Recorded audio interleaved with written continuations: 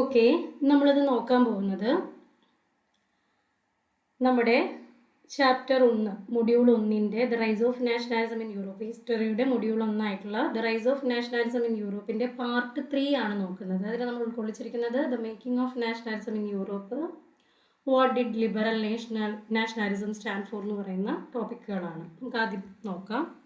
The making of nationalism in Europe, യൂറോപ്പിലെ ദേശീയതയുടെ രൂപീകരണം എന്താണെന്ന് നമുക്ക് നോക്കാം. നമ്മൾ ഈ പറയുന്ന യൂറോപ്പിലെ ദേശീയതയുടെ രൂപീകരണത്തിലേക്ക് വരുമ്പോൾ നമുക്കൊരു കാര്യം ഫസ്റ്റ് നമ്മൾ അറിയേണ്ട ഒരു കാര്യം, ഒരു പൊളിറ്റിക്കൽ യൂണിറ്റി പ്രൊമോട്ട് ചെയ്യാൻ പറ്റുന്ന തരത്തിലുള്ള ഒരവസ്ഥയായിരുന്നില്ല ആ സമയത്ത് യൂറോപ്പിൽ ഉണ്ടായിരുന്നത്. ഒരു പൊളിറ്റിക്കൽ യൂണിറ്റി പ്രൊമോട്ട് ചെയ്യാൻ പറ്റുന്ന തരത്തിലുള്ള ഒരു അവസ്ഥയായിരുന്നില്ല അന്നത്തെ സമയത്ത് യൂറോപ്പിൽ ഉണ്ടായിരുന്നത്. അതിൻ്റെ കാരണം യൂറോപ്പിൽ പല ആചാരങ്ങൾ, പല ഭാഷകൾ, പല കൾച്ചറ്, അങ്ങനെ പല തരത്തിലും അവർ വ്യത്യാസപ്പെട്ടിരുന്നു. അവർക്കൊരു കോമൺ ആയിട്ടുള്ളൊരു കാര്യം പോലും ഇല്ല. നോ കോമൺ കൾച്ചർ ഉണ്ടായില്ല. There is no collective identity. അങ്ങനെ പലതരത്തിൽ ടോപ്പ് ടു ബോട്ടം വളരെ ഡിഫറെൻ്റ് ആയിട്ടുള്ള ഒരു എന്താ പറയുക രാജ്യമായിട്ടാണ് ഈ യൂറോപ്പ് അന്ന് കിടക്കുന്നത്. അന്ന് രാജ്യം എന്ന് പറയാറായിട്ടില്ല. ഓക്കെ, ദെൻ ജർമ്മനി, ഇന്ന് നമ്മൾ കാണുന്നത് പോലെ Germany, Italy and Switzerland were divided into kingdoms. ഇന്ന് കാണുന്ന ഈ പറയുന്ന രാജ്യങ്ങളൊക്കെ അന്ന് കിങ്ഡംസ് ആയിട്ടാണ് ഡിവൈഡ് ചെയ്തിരുന്നത്. അവിടെ എന്തായിരുന്നു duchies and cantons whose rulers had their autonomous territories. അവരുടെയൊക്കെ ഓട്ടോണമസ് ടെറിട്ടറീസ് ആയിരുന്നു. ആണല്ലോ, ക്ലിയർ ആണല്ലോ. അതായത് അന്നൊരു പൊളിറ്റിക്കൽ യൂണിറ്റി കൊണ്ടുവരാൻ പാകത്തിനൊന്നും തന്നെ അവിടെ ഉണ്ടായിരുന്നില്ല. അവർ തമ്മിലൊരു കോമൺ കൾച്ചർ ഇല്ല, ഒരു കളക്റ്റീവ് ഐഡൻറ്റിറ്റി ഇല്ല, ഭാഷയില്ല, ആചാരങ്ങളില്ല, എല്ലാം വ്യത്യസ്തമായിരുന്നു. അവിടെ എന്താ പറയുക, ഇന്നത്തെ പോലെ Germany, Italy and Switzerland were divided into kingdoms, ഡച്ചീസ് അല്ലെങ്കിൽ കാന്റോൺസ് ആയിരുന്നു അവർ റൂൾ ചെയ്തിരുന്നത്. ഇനി eastern and central Europe were under autocratic monarchy. അവരാണെങ്കിൽ ഒരു ഓട്ടോക്രാറ്റിക് മൊണാർക്കിയുടെ കീഴിലായിരുന്നു. ദെൻ ഇവിടെ വിവിധ ഭാഷകളും സംസ്കാരങ്ങളിലും പെട്ട ജനങ്ങളാണ് ജീവിച്ചിരുന്നത്. എവിടെ? ഈസ്റ്റേൺ ആൻഡ് സെൻട്രൽ യൂറോപ്പ് മൊണാർക്കിയുടെ കീഴിലായിരുന്നു. അവിടെ വിവിധ തരത്തിലുള്ള ഭാഷകൾ, വിവിധ തരത്തിലുള്ള സംസ്കാരങ്ങളിലും പെട്ട ജനങ്ങളാണ് ഉണ്ടായിരുന്നത്. They did not see themselves as sharing a collective identity or a common culture. They even spoke different languages and belonged to different ethnic group. എല്ലാ തരത്തിലും അവർ ഡിഫറൻ്റ് ആയിരുന്നു എന്നാണ് പറയുന്നത്.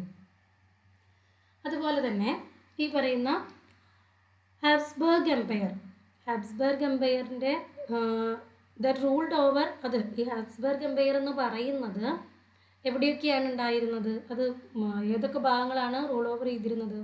Austria Hungary. ഈ ഓസ്ട്രിയ ഹംഗറിയുടെ പ്രത്യേകത എന്താണ്? For example, was A patch work of many different religion and people. ഈ പറയുന്നത് ഒരു പാച്ച് വർക്ക് പോലെയായിരുന്നു, അതായത് പല സ്ഥലത്തു നിന്ന് കൂട്ടിച്ചേർക്കപ്പെട്ട കാര്യങ്ങൾ പോലെ. ഓസ്ട്രിയ ഹംഗറി പല പ്രദേശങ്ങളെയും ജനങ്ങളെയും ഉൾക്കൊണ്ടിരുന്ന ഒരു വലിയ രാജ്യമാണ്. ഇതിനകത്ത് ആൽപ്സ് മേഖല എന്ന് പറയുന്നത് ടിറോൾ, ഓസ്ട്രിയ, സുഡറ്റൻലാൻഡ്, ഇവിടെ ജർമ്മൻ സംസാരിക്കുന്ന എന്തായിരുന്നു ഓട്ടോക്രാറ്റിക് ആയിട്ടുള്ള അരിസ്റ്റോക്രാറ്റ് ആയിട്ടുള്ള ആളുകളായിരുന്നു ഉണ്ടായിരുന്നത്. ക്ലിയർ ആണല്ലോ. Then it include Alpine region, the Tyrol, Austria and the Sudetenland as well as Bohemia, where the aristocracy was predominantly German speaking. ആ ഭാഗത്ത് സംസാരിച്ചിരുന്നത് ജർമ്മൻ സ്പീക്കിംഗ് ആയിരുന്നു. It also include the Italian speaking provinces of Lombardy and Venetia. In Hungary, half of the population spoke Magyar while the other half of the people എന്തായിരുന്നു? വേറെ തരത്തിലുള്ള ഭാഷകളായിരുന്നു, അല്ലെങ്കിൽ വേറെ തരത്തിലുള്ള രീതികളായിരുന്നു. In Galicia, the aristocracy spoke Polish. Beside these three dominant group, there also lived with the boundaries of the empire a mass of subject peasants people, Bohemians and Slovaks to the north, Slovenes in Carniola, Croats to the south and Romans to the east in Transylvania. Such differences did not easily promote a sense of political unity. The only tie binding the diverse group together was a common alliance to the emperor. അതായത് ഇവർ തമ്മിൽ എന്താ പറയുക, പലതരത്തിലുള്ള ഭാഷകൾ, പലതരത്തിലുള്ള രീതികളായിരുന്നു നമ്മൾ ആദ്യം പറഞ്ഞതുപോലെ തന്നെ. അതുപോലെ തന്നെ ഈ ഹാബ്സ്ബർഗ് എംപയർ എന്ന് പറയുന്നത് ഒരു പാച്ച് വർക്ക് പോലെ ഇങ്ങനെ പലതരത്തിൽപ്പെട്ട് കിടക്കുകയായിരുന്നു. അവിടെ തന്നെ ഡിഫറെൻറ്റ് ഗ്രൂപ്പുകളായിരുന്നു. ജർമ്മൻ സ്പീക്കിംഗ് അരിസ്റ്റോക്രസി, ജർമ്മൻ ഭാഷ സംസാരിക്കുന്ന ആളുകളുണ്ടായിരുന്നു. ഇറ്റാലിയൻ ഭാഷ സംസാരിക്കുന്ന ആളുകളുണ്ടായിരുന്നു. ഇറ്റാലിയൻ ഭാഷ സംസാരിക്കുന്ന ആളുകൾ എവിടെയായിരുന്നു? Lombardi, Venetia. അതുപോലെ തന്നെ മാഗ്യാർ ലാംഗ്വേജ് സംസാരിക്കുന്നവർ ഹംഗറി, പിന്നെ ഗലീഷ്യ, ബൊഹീമിയൻസ്, അങ്ങനെ പോളിഷ് ഭാഷ സംസാരിക്കുന്നവർ തുടങ്ങി ടോപ്പ് ടു ബോട്ടം അവിടെ എന്താണ് ഡിഫറൻസസ് മാത്രമേ ഉണ്ടായിരുന്നുള്ളൂ. ഇങ്ങനെ ഡിഫറൻസസിൽ നിൽക്കുമ്പോഴും അവിടുത്തെ ഒരേ ഒരു കാര്യം എന്ന് പറയുന്നത് ഇവരെ ഒന്നിപ്പിച്ച, അല്ലെങ്കിൽ ഇവർക്ക് കോമൺ ആയിട്ടുണ്ടായിരുന്ന ഒരേ ഒരു കാര്യം എന്ന് പറഞ്ഞു കഴിഞ്ഞാൽ ഇവരൊക്കെ എന്തിൻ്റെ കീഴിലായിരുന്നു? ഇവരൊക്കെ ഒരു രാജഭരണത്തിൻ്റെ കീഴിലായിരുന്നു എന്നത് മാത്രമേ ഉണ്ടായിരുന്നുള്ളൂ. അതായത് ഇവരെ ഒന്നിപ്പിച്ചത് സാമ്രാജ്യാധിപതിയോടുള്ള വിശ്വാസ്യത മാത്രമായിരുന്നു. അല്ലെങ്കിൽ ഒരു പൊതുരാഷ്ട്രം അല്ലെങ്കിൽ ഒരു കോമൺ യൂണിറ്റി ഉണ്ടാക്കിയെടുക്കാൻ ഇത്രയും ഭാഗത്ത് എന്തായിരുന്നു? ഭയങ്കര ബുദ്ധിമുട്ടായിരുന്നു. In the mid-18th century, there were no nation state as we know them today. Regions like Germany, Italy, Switzerland were divided into kingdom. ഈ പറയുന്ന 3 രാജ്യങ്ങളും കിങ്ഡംസ്, ഡച്ചീസ് ആൻഡ് കാന്റൺസ് ആയിട്ട് എന്ത് ചെയ്തു? സെപ്പറേറ്റ് റൂളുകളിലായിരുന്നു. ഇവിടുത്തെ eastern and central Europe were ruled by autocratic monarchy ആയിരുന്നു അവിടെ ഭരിച്ചിരുന്നത്. എക്സാമ്പിൾ നമ്മൾ പറയുന്നത് എന്താണ്? ഹാബ്സ്ബർഗ് എംപയർ ആണ്. ഹാബ്സ്ബർഗ് എംപയർ എന്ന് പറയുന്നത് ഒരു പാച്ച് വർക്ക് പോലെ കിടക്കുകയാണ്. ജർമ്മൻ സ്പീക്ക് ചെയ്യുന്ന ആളുകളുണ്ട്, ഇറ്റാലിയൻ സംസാരിക്കുന്ന, മാഗ്യാർ സംസാരിക്കുന്ന, അങ്ങനെ എന്താ പോളിഷ് ഭാഷ സംസാരിക്കുന്ന ആളുകൾ, അങ്ങനെ ഡിഫറെൻ്റ് ആളുകളായിട്ട് വളരെ ഡിഫറെൻ്റ് ആയിട്ട് വളരെ വൈവിധ്യമാർന്ന ഒരു രൂപത്തിലായിരുന്നു എന്തുണ്ടായിരുന്നത്? യൂറോപ്പ് ഉണ്ടായിരുന്നത്. അവരേനെ ആകെപ്പാടെ ഒരുമിച്ച് നിർത്തിയ ഒരേ ഒരു കാര്യം എന്ന് പറയുന്നത് എന്താണ്? ഇവരൊക്കെ ഒരു മൊണാർക്കിയുടെ അല്ലെങ്കിൽ ഇവരൊക്കെ ഒരു രാജഭരണത്തിൻ്റെ കീഴിൽ ആയിരുന്നു എന്നത് മാത്രമാണ്. നിങ്ങൾക്ക് ഇത്രയും ഭാഗം ക്ലിയർ ആണല്ലോ. ഇതിൻ്റെ തൊട്ടിപ്പുറത്തൊരു ബ്ലൂ ബോക്സിൽ കണ്ടിട്ടില്ലേ സം ഇമ്പോർട്ടൻറ്റ് ഡേറ്റുകൾ കൊടുത്തിട്ടുണ്ട്. നിങ്ങൾ ക്ലിയർ ആയിട്ടത് നോക്കുക. നിങ്ങൾക്കത് വായിച്ചാൽ മനസ്സിലാവും. ഓരോ വർഷവും അതിൻ്റെ ഏറ്റവും പ്രധാനപ്പെട്ട സംഭവങ്ങളുമാണ്. ഗ്രീക്ക് വാർ നടന്നത്, അതുപോലെ യൂണിഫിക്കേഷൻ ഓഫ് ഇറ്റലി, നമ്മളതൊക്കെ പഠിക്കാൻ പോകുന്നേ ഉള്ളൂ. ആ ഡേറ്റുകൾ നിങ്ങൾ നോക്കി വയ്ക്കുക. Second one, the aristocracy and the new middle class. ഇനി ഈ സമയത്താണ് രാജകീയ വർഗവും പുതിയ മധ്യവർഗവും നമുക്ക് വരികയാണ്. അപ്പോൾ നമ്മൾ പറഞ്ഞു മുന്നേ എന്തായിരുന്നു? അവിടെ ഒരു യൂണിറ്റി ഇല്ല. അവർ തമ്മിൽ പല ഭാഷ, പല സംസ്കാരം, അങ്ങനെ ഡിഫറെൻ്റ് ആയിട്ട് നിൽക്കുകയാണ്. ആ സമയത്ത് socially and politically A landed aristocracy was the dominant class on the continent. ആ കോണ്ടിനെൻറ്റിൽ ഒരു ഡൊമിനൻ്റ് ക്ലാസ് ഏതായിരുന്നു? അരിസ്റ്റോക്രസി, അല്ലെങ്കിൽ പ്രഭുവർഗം, അല്ലെങ്കിൽ ആഭിജാത്യമുള്ള ഹൈലി സൊസൈറ്റിയിൽ ഉയർന്നു നിൽക്കുന്ന ആളുകളായിരുന്നു അല്ലേ. അതിന് അവരെന്തായിരുന്നു? ഇവർ പ്രാദേശിക വ്യത്യാസങ്ങൾക്കപ്പുറം ഒരേ രീതിയിലുള്ള ജീവിതമാണ് നയിച്ചിട്ടുണ്ടായിരുന്നത്. അതായത് അവിടെ കുറേ വ്യത്യാസങ്ങളുണ്ട്. ആ സമയത്ത് തന്നെ ഈ അരിസ്റ്റോക്രസിയിൽ ഏകദേശം ഒരേപോലത്തെ കാര്യങ്ങളുണ്ടായിരുന്നു. അവരുടെ ഒരു ജീവിത ലൈഫ് സ്റ്റൈൽ എന്ന് പറയുന്നത് ഒരേ രീതിയിലുള്ളതായിരുന്നു. ഈ പറയുന്ന അരിസ്റ്റോക്രസി, അതിൽ വരുന്ന ആ ആളുകൾക്ക്, അരിസ്റ്റോക്രാറ്റായിട്ടുള്ള ആളുകൾക്ക് നഗരങ്ങളിലും ഗ്രാമങ്ങളിലും ഒരുപാട് സ്ഥലങ്ങളും വലിയ വലിയ വീടുകളും ഉണ്ടായിരുന്നു. ഇവർ സംസാരിച്ചിരുന്നത് എന്തായിരുന്നു? ഫ്രഞ്ച് ഭാഷയിലായിരുന്നു സംസാരിച്ചിരുന്നത്. പിന്നെ അതെന്തിനു വേണ്ടിയിട്ടാണ്? നയതന്ത്രത്തിനും ഉന്നത സമൂഹത്തിനുമായിട്ട് ഇവർ സംസാരിച്ചതാണ് ഫ്രഞ്ച് ഭാഷ. പിന്നെ ഇവർക്ക് വേറൊരു കാര്യം കൂടിയുണ്ട്. ഇവർ കുടുംബങ്ങൾ തമ്മിൽ, ഇവരുടെ റിലേഷൻസ് തമ്മിൽ എന്ത് ചെയ്തു? മാരേജിലൂടെയൊക്കെ ഇവരെന്ത് ചെയ്തു? ബന്ധങ്ങൾ എന്താ പറയുക, കുറച്ചും കൂടെ ബലമുള്ളതാക്കിയിട്ട്, അല്ലെങ്കിൽ അവരുടെ ബന്ധങ്ങളെ കൂടുതൽ അവരെന്ത് ചെയ്തു? സ്ട്രെങ്തൻ ചെയ്തിരുന്നു. പക്ഷേ ഇവരുടെ എണ്ണം വളരെ കുറവായിരുന്നു. ഒരു നമ്പറിൽ കുറവായിരുന്നു. ഈ പറയുന്ന അരിസ്റ്റോക്രസി എന്ന് പറയുന്ന, അല്ലെങ്കിൽ അവരുടെ നമ്പർ എന്തായിരുന്നു? കുറവായിരുന്നു. എന്നാൽ മിക്ക ആളുകളും, ഇവരുടെ നമ്പർ കുറവായിരിക്കുമ്പോൾ അപ്പോൾ ഭൂരിഭാഗം ആളുകളും ആരായിരുന്നു? മിക്ക ആളുകളും അവിടെയുള്ളവർ കർഷകരായിരുന്നു. ക്ലിയർ ആണല്ലോ. ഇനി അതിൽ തന്നെ പടിഞ്ഞാറൻ യൂറോപ്പിൽ, കിഴക്കൻ മധ്യ യൂറോപ്പിലൊക്കെ ഒരുപാട് ആളുകളുണ്ടായിരുന്നു. പടിഞ്ഞാറൻ യൂറോപ്പിലുണ്ടായിരുന്ന ആളുകൾ എന്ന് പറഞ്ഞു കഴിഞ്ഞാൽ ചെറിയ ചെറിയ കർഷകരും മറ്റേ ഭൂമി പാട്ടത്തിനെടുത്ത് കൃഷി ചെയ്യുന്ന ആളുകളുമായിരുന്നു.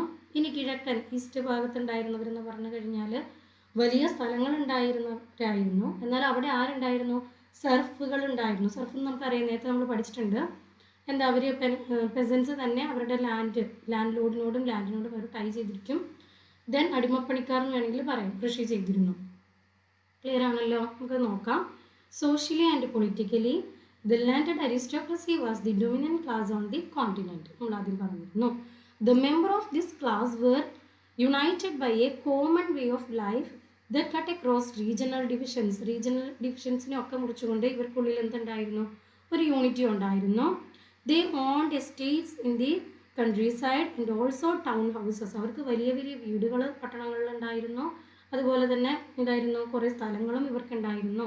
ദേ spoke French for purpose of diplomacy and in high society. ഇവർ ഡിപ്ലോമസിക്കൊക്കെ വേണ്ടി സംസാരിച്ചിരുന്നത് എന്തായിരുന്നു? ഫ്രഞ്ച് ഭാഷയായിരുന്നു. Their families were often connected by ties of marriage. അവർ മാരേജുകൾ അങ്ങോട്ടും ഇങ്ങോട്ടും ഒക്കെ മാരേജ് ചെയ്തിരുന്നു. The powerful aristocracy was however numerically a small group. ഒരു വളരെ ചെറിയൊരു ഗ്രൂപ്പായിരുന്നു. ദ മെജോറിറ്റി ഓഫ് പോപ്പുലേഷൻ എന്ന് പറയുന്നത് എന്തായിരുന്നു? പെസൻട്രി, കൃഷിക്കാരായിരുന്നു. To the west the bulk of the land was farmed by tenants and small owners. While the Eastern and Central Europe, the pattern of landloading was characterized by vast estate which were cultivated by serf. ഇത്രയും നിങ്ങൾക്ക് clear ആണെന്ന് വിചാരിക്കുന്നു. സർഫുകളാണ് ചെയ്തിരുന്നത്, എന്താ പറയുക, അവിടെ കൃഷി ചെയ്തിരുന്നത്.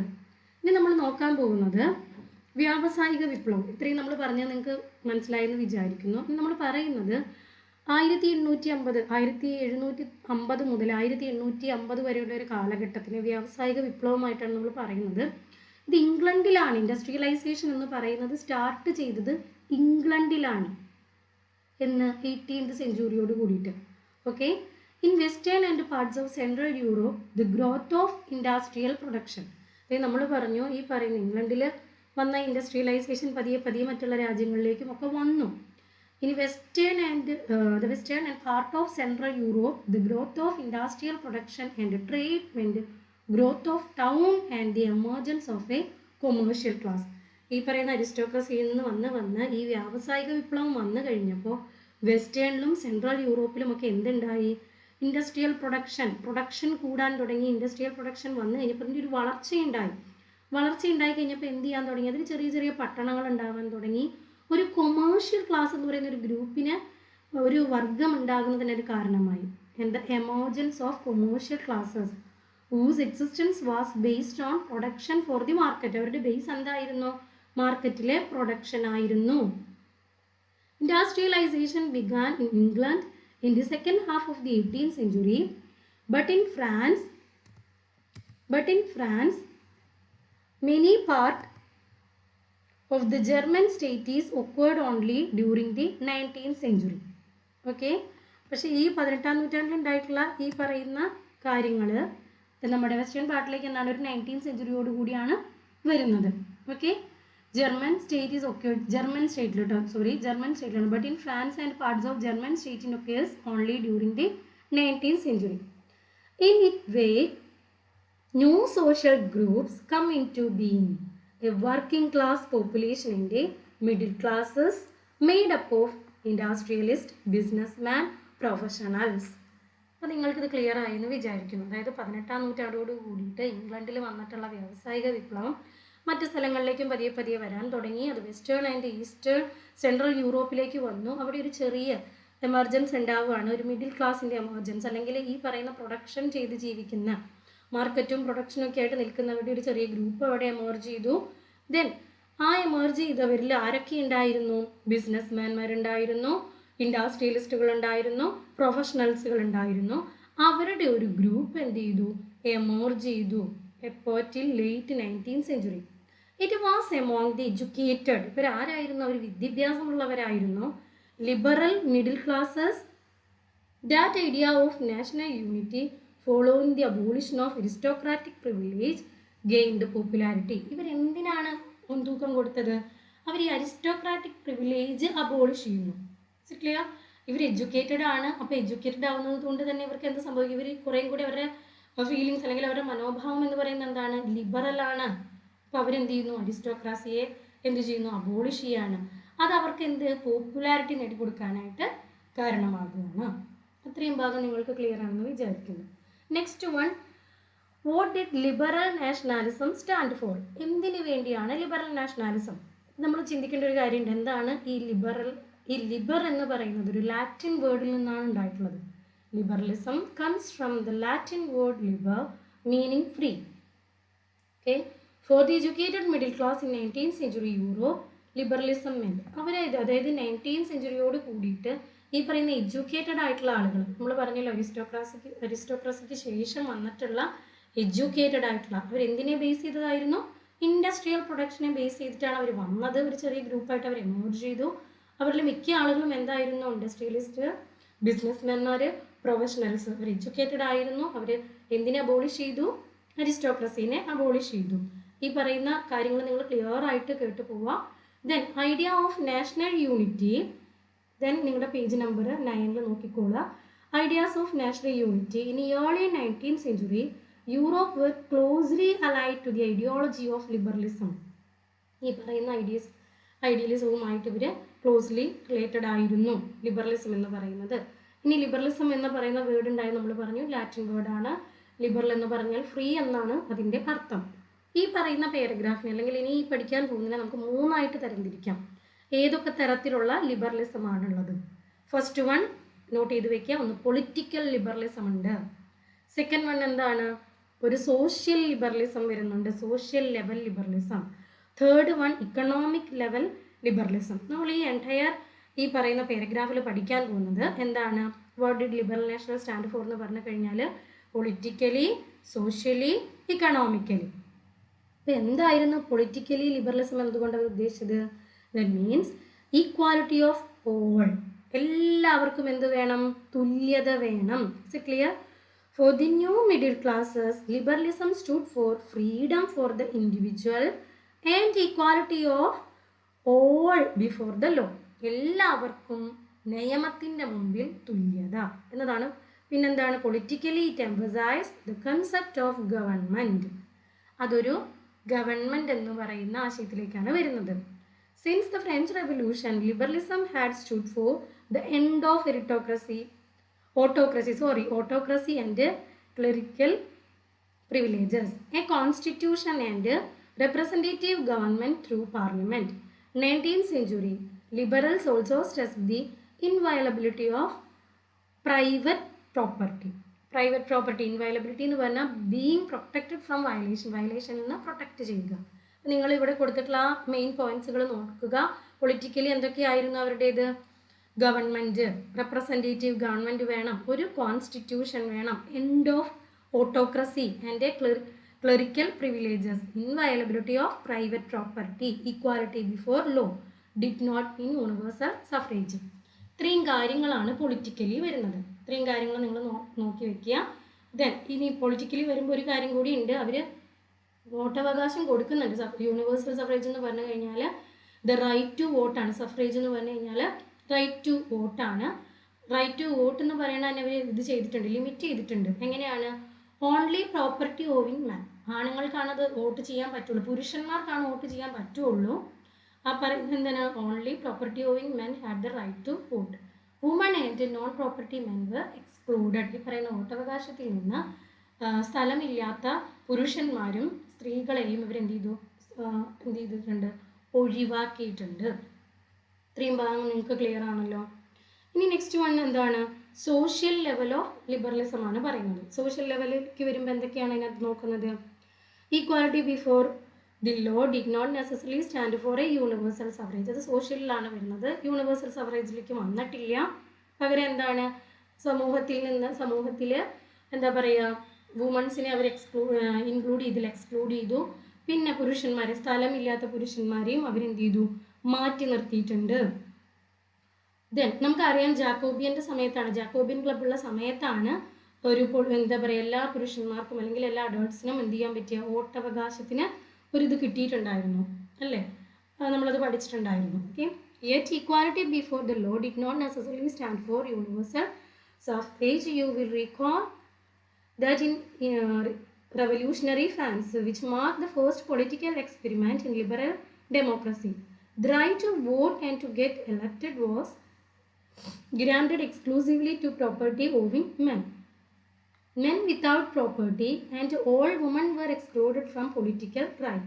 Only for a brief period under the Jacobeans did all the adult male enjoy suffrage. However, the Napoleonic Code went back to limited suffrage and reduced women to the status of a minor, subject to the authority of fathers and husbands. Throughout the 19th and early 20th centuries, women and non-propertied men organized opposition movements demanding equal political right. നമ്മൾ ഇത്രയും പറഞ്ഞ കാര്യങ്ങളാണ് നമ്മളതിനെ ആ ഒരു പാരഗ്രാഫിലുള്ളത്. എന്താണ്, വുമൻസിന് അവർ vote ചെയ്യാനായിട്ട് അവകാശം കൊടുത്തിട്ടുണ്ടായിരുന്നില്ല. ഓൺലി ജാക്കോബിയൻ ക്ലബിൻ്റെ സമയത്താണ് എല്ലാ അഡൾട്ടിനും വോട്ട് ചെയ്യാനായിട്ടുള്ളൊരു അവകാശം ഉണ്ടായിരുന്നത്. പിന്നെ ഇവർ കൊണ്ടുവന്ന പ്രോപ്പർട്ടി റൈറ്റിൽ എന്തായിരുന്നു, ഈക്വാലിറ്റി ബിഫോർ ലോയും കാര്യങ്ങളൊക്കെ ഉണ്ടായിരുന്നു. പക്ഷേ സ്ഥലമുള്ള, നല്ലപോലെ സ്ഥലം, സ്വത്തുള്ള പുരുഷന്മാർക്ക് മാത്രമാണ് വോട്ടവകാശം കിട്ടിയിരുന്നത്. ഇനി നമ്മൾ മൂന്നാമത് നോക്കാൻ പോകുന്നത് ഇക്കണോമിക് ലിബറലിസം ആണ്. എന്താണ് ഇക്കണോമിക് ലിബറലിസം നോക്കാം നമുക്ക്. ഇക്കണോമിക് ലിബറലിസം എന്ന് പറയുന്നത്, in the economic sphere liberalism stood for the freedom of market and the abolition of state imposed restrictions on the movement of goods and capital. ഒരു സ്ഥലത്ത് നിന്ന് മറ്റൊരു സ്ഥലത്തേക്ക് ഗുഡ്സ് ആൻഡ് ക്യാപിറ്റൽ, നമുക്കറിയാം സാധനങ്ങളും സേവനങ്ങളും കൊണ്ടുപോകുമ്പോൾ സ്റ്റേറ്റിൽ ഇമ്പോസ് ചെയ്യേണ്ട കുറേ റെസ്ട്രിക്ഷൻസ് ഉണ്ടായിരുന്നു. ഒരു നമ്മുടെ സാധന സേവനങ്ങൾ ഇപ്പോൾ ഒരു സ്ഥലത്ത് നിന്ന് മറ്റൊരു സ്ഥലത്തേക്ക് കൊണ്ടുപോകുമ്പോൾ ചുമത്തുന്ന കുറേ ടാക്സ് റെസ്ട്രിക്ഷൻസ്, ഇമ്പോസ്ഡ് റെസ്ട്രിക്ഷൻസ് ഉണ്ടായിരുന്നു. ഇതിനെയൊക്കെ എന്ത് ചെയ്യണം, അബോളിഷ് ചെയ്യുക. Economic level liberalism first stand for the abolition of the state imposed restriction ആണ്. During the 19th century this was a strong demand of the emerging middle class. Middle ക്ലാസിൻ്റെ strong ആയിട്ടുള്ള എമർജൻസിന് കാരണമായി തീർന്ന ഒരു കാര്യമായിരുന്നു അത്. ദെൻ ഇനി നെക്സ്റ്റ് എന്താണ്, let us take the example of the German speaking region in the first half of the 19th century. Napoleon's administrative measures had created out of countless small principalities a confederation of 39 states. അതായത് നമ്മളീ പറയുന്നത്, അതായത് നമ്മുടെ നെപ്പോളിയൻ്റെ ആ സമയത്ത് 39 സ്റ്റേറ്റുകളായിട്ടാണ് ആദ്യ പകുതിയിൽ, അതായത് 19ാം നൂറ്റാണ്ടിൻ്റെ ആദ്യ പകുതിയിൽ ജർമ്മൻ പ്രദേശങ്ങളിൽ നെപ്പോളിയൻ ഭരണപരമായ കുറേ പരിഷ്കാരങ്ങൾ കൊണ്ടുവന്നുവല്ലോ. ആ ഒരു ഭരണപരിഷ്കാരങ്ങളിൽ ഈ പറയുന്ന 39 സ്റ്റേറ്റ് ആയിട്ടാണ് വിഭജിക്കപ്പെട്ടിരുന്നത് 19ാം നൂറ്റാണ്ടിൻ്റെ തുടക്കത്തിൽ. എവിടെ, ജർമ്മനി ചെറിയ ചെറിയ സ്റ്റേറ്റുകളായിട്ട് വിഭജിക്കപ്പെട്ടിരുന്നു. എന്താ പറയുക, ഇതിനെ പ്രഭുത്വ രാജ്യങ്ങൾ എന്ന് പറയും, അങ്ങനെ വിഭജിക്കപ്പെട്ടിരുന്നു. ഇനി ഇതിലുള്ള പ്രശ്നം എന്താന്ന് പറഞ്ഞു കഴിഞ്ഞാൽ, ഓരോ സംസ്ഥാനത്തിനും, ഇവിടെയുള്ള ഈ 39 സംസ്ഥാനങ്ങൾക്കും അവരുടെ സ്വന്തമായിട്ടുള്ള അളവ്, സ്വന്തമായിട്ടുള്ള നാണയം, ഭാരം, അളവ്, മെഷർമെൻറ്റ് ചെയ്യുന്ന എന്താ പറയുക, വെയിറ്റ് മെഷേഴ്സ് ഇതൊക്കെ എല്ലാവരുടെയും വ്യത്യസ്തമായിരുന്നു. അല്ലെങ്കിൽ ഓരോ സ്റ്റേറ്റിനും സ്വന്തമായിട്ട് ഓരോന്നായിരുന്നു ഉണ്ടായിരുന്നത്. ക്ലിയർ ആണല്ലോ. അതായത് 19ാം നൂറ്റാണ്ടിൻ്റെ തുടക്കത്തിൽ ജർമ്മനിയിൽ എന്ത് സംഭവിച്ചു, സോൾവെറിൻ യൂണിയനും ഇതാണ് പഠിക്കുന്നത് നമ്മൾ ഈ ഒരു ഇതിൽ.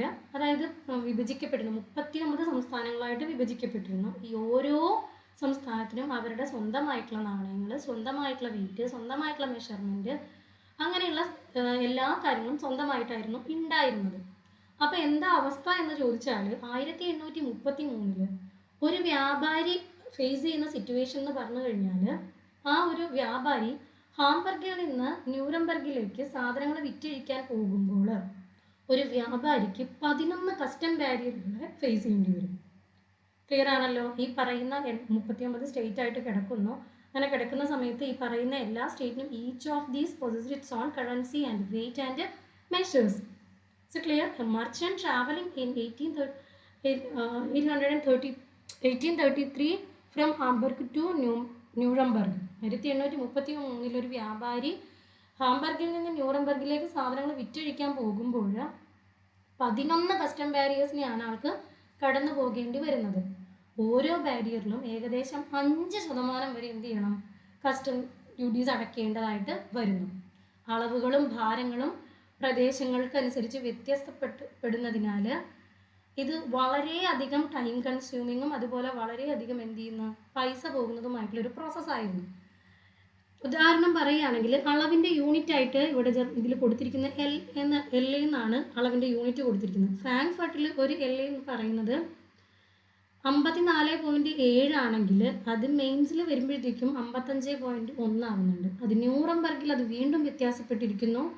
65.6 ആണെങ്കിൽ ഫ്രീബർഗിലേക്ക് വരുമ്പോൾ അത് അഗെയിൻ അത് ചേഞ്ച് ആവുന്നു 53.5 ആയിട്ട്. അതായത് ഓരോ യൂണിറ്റിനും അല്ലെങ്കിൽ ഓരോ പ്രദേശങ്ങൾക്കും ഇടയിൽ വലിയ തരത്തിലുള്ള വ്യത്യാസം ഉണ്ടായിരുന്നു.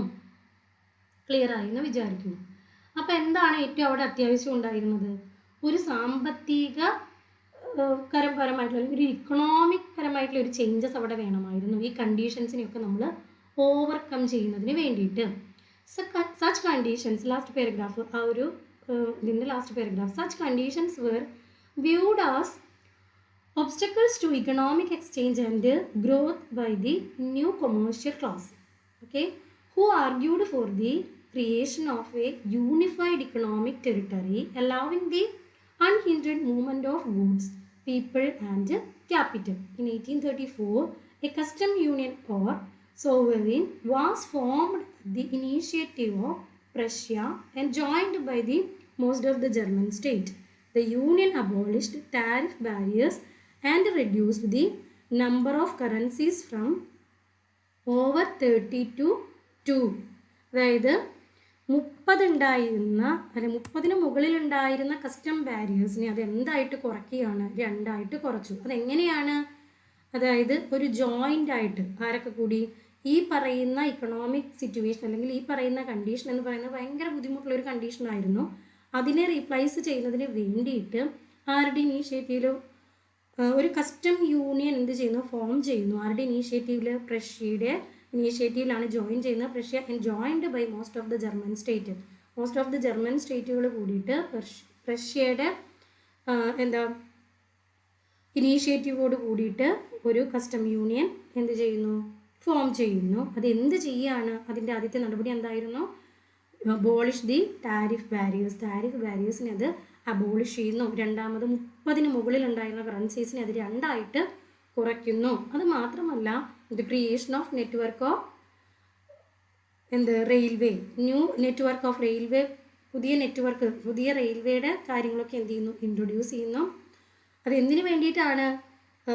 നമ്മുടെ ഗുഡ്സ് ആൻഡ് സർവീസസിൻ്റെ എക്സ്ചേഞ്ച് കുറേയും കൂടി ഈസി ആക്കുന്നതിന് വേണ്ടിയിട്ട് റെയിൽവേ ഒക്കെ ഇൻട്രൊഡ്യൂസ് ചെയ്യുന്നു. പുതിയ നെറ്റ്വർക്കൊക്കെ ഇൻട്രൊഡ്യൂസ് ചെയ്യുന്നു. അത് എന്തിലേക്ക് നയിക്കുന്നുണ്ട്? Economic interest to the national unification, സാമ്പത്തികപരമായിട്ടുള്ള ഒരു രാജ്യത്തിൻ്റെ യൂണിഫിക്കേഷനിലേക്ക് അത് നയിക്കുന്നു. A wave of economic nationalism strengthen the wider nationalist sentiments growing at the time. ആ ഒരു സമയത്ത് ഒരു നാഷണാലിസം, ഇക്കണോമിക് നാഷണാലിസം എന്ന് പറയുന്ന കൺസെപ്റ്റ് എന്ത് ചെയ്യുന്നുണ്ട്? സ്ട്രെങ്തൻ ചെയ്യുന്നുണ്ട്. നിങ്ങൾക്കിത് മനസ്സിലായി എന്ന് വിചാരിക്കുന്നു. ഇതിനകത്ത് ഡൗട്ടുകളൊന്നും ഉണ്ടാവില്ല എന്ന് വിചാരിക്കുന്നു. എളുപ്പമാണ്, ഒന്നുമില്ല പ്രത്യേകിച്ച്. അതായത് ഫസ്റ്റ് നമ്മൾ പറയുന്നു യൂറോപ്പ് എന്ന് പറയുന്നത് ഒരു തരത്തിലും എന്ത് ചെയ്യാൻ പറ്റില്ലായിരുന്നു? പൊളിറ്റിക്കലി നമുക്ക് എന്ത് ചെയ്യാൻ പറ്റില്ല? ഇതിനെ അല്ലെങ്കിൽ യൂണിറ്റി പ്രൊമോട്ട് ചെയ്യാൻ പറ്റാത്ത ഒരു അവസ്ഥയിലായിരുന്നു യൂറോപ്പ്. പലതരത്തിൽ, പല ഭാഷകൾ, പല ആചാരങ്ങൾ. ഇനി ഡച്ചീസിൻ്റെയും കാൻറ്റൺസിൻ്റെയും ഒക്കെ റൂളിൻ്റെ കീഴിലായിരുന്നു. അങ്ങനെ പലതരത്തിൽ കിടക്കുന്നു, പല ഭാഷകൾ സംസാരിക്കുന്നു. ആ സമയത്ത് അരിസ്റ്റോക്രസി അവിടെ ഉണ്ട്. ആ അരിസ്റ്റോക്രസീനെ നമുക്ക് യുണൈറ്റ് ചെയ്ത് നിർത്താൻ പറ്റും. അവർ പരസ്പരം എന്ത് ചെയ്യുന്നുണ്ട്? വിവാഹത്തിന് കൊടുക്കുന്നു, വാങ്ങുന്നു. പിന്നെ അവർക്ക് ഒരുപാട് സ്ഥലങ്ങളുണ്ട്. പക്ഷെ അവർ എണ്ണത്തിൽ കുറവായിരുന്നു. അവിടെ കൂടുതലായിട്ടുള്ളത് പെസൻസ് ആയിരുന്നു. ആ സമയത്ത് വ്യാവസായിക വിപ്ലവമാണ്. വ്യാവസായിക വിപ്ലവം എവിടെ? ഇംഗ്ലണ്ടിൽ തുടങ്ങുന്നു. ഇംഗ്ലണ്ടിൽ തുടങ്ങുന്ന വ്യാവസായിക വിപ്ലവം പതിയെ എല്ലാ സ്ഥലങ്ങളിലേക്കും വരുന്നു. അത് നമ്മുടെ western and parts of the central യൂറോപ്പിലേക്ക് വ്യാപിക്കുമ്പോൾ എന്താ സംഭവിക്കുന്നതെന്ന് വെച്ച് കഴിഞ്ഞാൽ അവിടെ ഒരു പുതിയ ക്ലാസ് എമേർജ് ചെയ്യുന്നുണ്ട്. അവരൊരു മിഡിൽ ക്ലാസ് ആണ്. അവിടെ എഡ്യൂക്കേറ്റഡ് ആയിട്ടുള്ള ആളുകളുണ്ട്. അവർ പ്രാധാന്യം കൊടുക്കുന്നത് എന്തിനാണ്? ലിബറൽ അല്ലെങ്കിൽ നാഷണാലിസം, ലിബറൽ നാഷണാലിസം അല്ലെങ്കിൽ സ്വാതന്ത്ര്യത്തിന് പ്രാധാന്യം കൊടുക്കുന്നു. അവരെന്തിനു വേണ്ടി നിൽക്കുന്നു? അവർ ഈക്വാലിറ്റി ബിഫോർ ലോ അല്ലെങ്കിൽ അവരുടെ ഒരു ഗവൺമെൻറ്റിന് വേണ്ടി നിൽക്കുന്നു. അവിടെ എന്തൊക്കെ? ഒരു സോഷ്യൽ ലെവൽ ലിബറലിസം ഉണ്ട്, ഇക്കണോമിക് ലെവൽ ലിബറലിസം ഉണ്ട്. ഇക്കണോമിക് ലെവൽ ലിബറലിസം എന്ന് പറയുന്നത് എന്തിലേക്ക് വരുന്നുണ്ട്? ഒരു കസ്റ്റം, ഒരു 1834 ഒരു കസ്റ്റംസ് യൂണിയനിലേക്ക് വരുന്നു. ആരുടെ ഇനിഷ്യേറ്റീവിലാണ്? പ്രഷ്യയുടെയാണ്. അതിനകത്ത് ജർമ്മൻ സ്റ്റേറ്റുകളും ജോയിൻ ചെയ്യുന്നുണ്ട്. ഇത്രയാണ് ഈ ഭാഗത്ത് പഠിക്കാനുള്ളത്. എന്തെങ്കിലും ഡൗട്ടുകൾ ഉണ്ടെങ്കിൽ നിങ്ങൾക്ക് എന്താ പറയുക, മെസ്സേജ് അയക്കാം. നിങ്ങൾക്ക് നിങ്ങളുടെ കമൻറ്റ് ബോക്സിൽ രേഖപ്പെടുത്താവുന്നതാണ്. Okay, thank you. ഇനി നെക്സ്റ്റ് ക്ലാസ്സിൽ നമുക്ക് ദ ന്യൂ കൺസർവേറ്റിസം ആഫ്റ്റർ 1859 എടുക്കാം. പിന്നെന്താ നെക്സ്റ്റ് സോഴ്സ് ബി. നിങ്ങൾ ആ ഒരു കാര്യം വായിക്കുക. സോഴ്സ് ബിയിൽ ഫ്രെഡറിക് ലിസ്റ്റിൻ്റെ ഒരു ആശയത്തെക്കുറിച്ചാണ് പറയുന്നത്. അദ്ദേഹം ഒരു എക്കണോമിസ്റ്റ് ആയിരുന്നു. അദ്ദേഹം പറയുന്നത് ഇതിൻ്റെ ഒരു ലക്ഷ്യം എന്ന് പറയുന്നത് ജർമ്മന്മാരെ സാമ്പത്തികമായി ഐക്യമാക്കിയ ഒരു രാഷ്ട്രമായിട്ട് ബന്ധിപ്പിക്കുക എന്നുള്ളതാണ്. രണ്ടാമത്, രാജ്യം എന്ത് ചെയ്യുന്നു, ഇങ്ങനെ ഒരു രാജ്യം എന്ന് പറയുന്നത് ഒരു എക്കണോമിക് യൂണിയൻ വരുമ്പോൾ അല്ലെങ്കിൽ അങ്ങനെ വരുന്നത് കൊണ്ട് എന്താ സംഭവിക്കുക, പുറത്തുള്ള രാജ്യങ്ങളുമായിട്ട് രാജ്യം പുറത്തെ സാമ്പത്തിക താല്പര്യങ്ങളെ സംരക്ഷിക്കുകയും ഉള്ളിലെ ഉൽപ്പാദന ശേഷി വർദ്ധിപ്പിക്കുകയും ചെയ്യും. അതായത് നമ്മുടെ വിതിൻ ദ കൺട്രിയിലെ പ്രൊഡക്ഷൻ എന്ത് ചെയ്യുന്നുണ്ട്, ഇൻക്രീസ് ചെയ്യും. ഓക്കെ, അങ്ങനെയുള്ള കാര്യങ്ങളാണത്. അത് ജസ്റ്റ് നിങ്ങളൊന്ന് വായിച്ചു നോക്കുക. ഇത്രയും ഭാഗം നിങ്ങൾക്ക് ക്ലിയർ ആണെന്ന് വിചാരിക്കുന്നു. Okay, thank U.